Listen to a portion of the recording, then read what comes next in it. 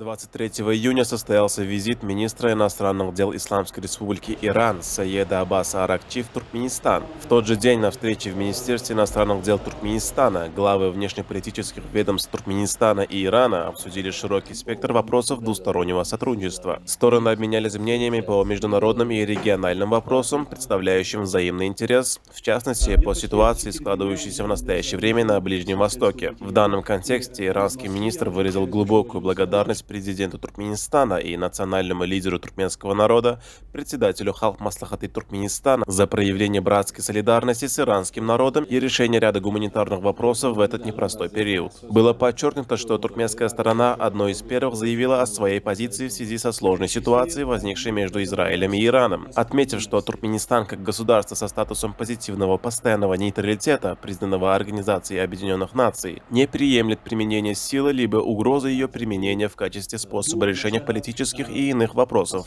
Особое внимание при этом было обращено на необходимость использования широкого арсенала политико-дипломатических средств для урегулирования любых сложных ситуаций только мирными методами на основе Устава ООН и общепризнанных норм международного права. В этой связи туркменская сторона, строго следуя принципам мирного урегулирования любых международных проблем, выразила готовность участвовать в разрешении нынешней ситуации на Ближнем Востоке посредством проведения переговоров со всеми заинтересованными сторонами с целью скорейшего достижения мира и обеспечения безопасности и стабильности в этом регионе. Министр иностранных дел Ирана поблагодарил братский Туркменистан, его руководство и народ за неизменную поддержку и выразил готовность к продолжению конструктивного политического диалога с туркменской стороной.